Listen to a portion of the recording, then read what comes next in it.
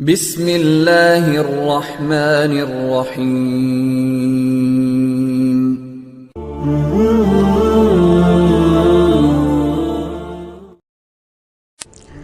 سامعین اکرام، یوم عاشورہ بڑا ہی محترم بالشان اور عظمت کا حامل دن ہے۔ امت محمدیہ کے ساتھ ساتھ پچھلی امتوں میں بھی اس دن کی بڑی عظمت و اہمیت تھی۔ تاریخ کے اہم واقعات اس سے جڑے ہوئے ہیں۔ چنانچہ اسرائیلی روایات کی روشنی میں مورخین نے لکھا ہے کہ یوم عاشورہ میں ہی آسمان و زمین، قلم اور حضرت آدم علیہ السلام کو پیدا کیا گیا۔ اسی دن حضرت آدم علیہ السلام کی توبہ قبول ہوئی۔ اسی دن حضرت ادریس علیہ السلام کو آسمان پر اٹھایا گیا۔ اسی دن حضرت نوح علیہ السلام کی کشتی ہولناک سیلاب سے محفوظ ہو کر کوہ جودی پر لنگر انداز ہوئی۔ اسی دن حضرت ابراہیم علیہ السلام کو خلیل اللہ بنایا گیا اور ان پر آگ گلے گلزار ہوئی۔ اسی دن حضرت یوسف علیہ السلام کو قید خانے سے رہائی نصیب ہوئی اور مصر کی حکومت ملی۔ اسی دن حضرت موسیٰ علیہ السلام اور ان کی قوم بنی اسرائیل کو فرعون کے ظلم و استبداد سے نجات حاصل ہوئی۔ اسی دن حضرت موسیٰ علیہ السلام پر توریت نازل ہوئی۔ اسی دن حضرت یونس علیہ السلام 40 روز مچھلی کے پیٹ میں رہنے کے بعد نکالے گئے۔ اسی دن حضرت ایوب علیہ السلام کو سخت بیماری سے شفا نصیب ہوئی۔ اسی دن حضرت یونس علیہ السلام کی قوم کی توبہ قبول ہوئی اور ان کے اوپر سے عذاب ٹلا۔ اور اسی دن حضرت عیسیٰ علیہ السلام کو یہودیوں کے شر سے نجات دلا کر آسمان پر اٹھایا گیا۔ اسی دن دنیا میں پہلی باران رحمت یعنی رحمت کی بارش نازل ہوئی۔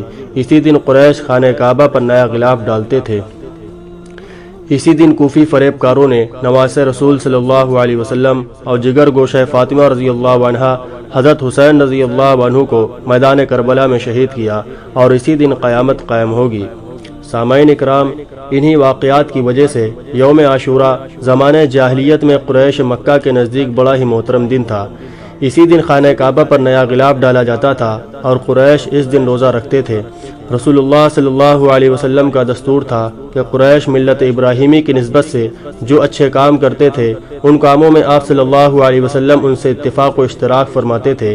اسی بنا پر حج میں بھی شرکت فرماتے تھے۔ اپنے اس اصول کی بنا پر آپ صلی اللہ علیہ وسلم قریش کے ساتھ عاشورے کا روزہ بھی رکھتے تھے، لیکن دوسروں کو اس کا حکم نہیں دیتے تھے۔ پھر جب آپ صلی اللہ علیہ وسلم مدینہ طیبہ تشریف لائے اور یہاں یہود کو بھی آپ نے عاشورے کا روزہ رکھتے دیکھا، اور ان کی یہ روایت پہنچی کہ وہ مبارک تاریخی دن ہے جس میں حضرت موسیٰ علیہ السلام اور ان کی قوم کو اللہ تبارک تعالیٰ نے نجات عطا فرمائی تھی اور فرعون اور اس کے لشکر کو غرقاب کیا تھا، تو آپ صلی اللہ علیہ وسلم نے اس دن کے روزے کا زیادہ اہتمام فرمایا اور مسلمانوں کو بھی عمومی حکم دیا کہ وہ بھی اس دن روزہ رکھا کریں۔ چنانچہ بخاری مسلم میں سلمہ بن الاکوع اور ربیع بنت معوذ بن افرا رضی اللہ عنہم سے مروی ہے کہ رسول اللہ صلی اللہ علیہ وسلم نے یوم عاشورہ کی صبح مدینہ منورہ کے آس پاس کی ان بستیوں میں جن میں انصار رہتے تھے یہ اطلاع بھجوائی کہ جن لوگوں نے ابھی تک کچھ کھایا پیا نہ ہو وہ آج کے دن روزہ رکھیں، اور جنہوں نے کچھ کھا پی لیا ہو وہ بھی دن کے باقی حصے میں کچھ نہ کھائیں بلکہ روزے داروں کی طرح رہیں۔ بعد میں جب رمضان المبارک کے روزے فرض ہوئے تو عاشورے کے روزے کی فرضیت منسوخ ہو گئی اور اس کی حیثیت ایک نفل روزے کی رہ گئی۔ لیکن مسلم شریف کی ایک روایت میں یہ لفظ ہے لئن بقیت الی قابل لأصومن التاسع، یعنی اگر میں آئندہ سال زندہ رہا تو یوم عاشورے کا روزہ ضرور رکھوں گا۔ اس روایت کی روشنی میں علماء اکرام فرماتے ہیں کہ یہودیوں کی مخالفت میں آپ صلی اللہ علیہ وسلم نے 2 یوم کا روزہ رکھنے کی خواہش ظاہر کی تھی، لہٰذا ہمیں 2 یوم 9، 10 یا 10، 11 محرم الحرام کے روزے رکھنے چاہیے۔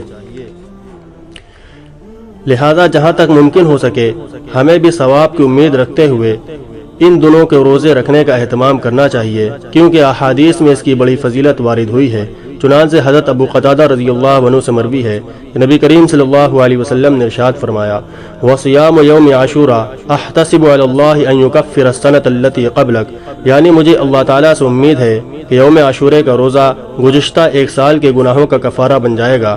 اللہ تعالیٰ ہم سب کو ان دنوں کے روزے رکھنے کی توفیق عطا فرمائے۔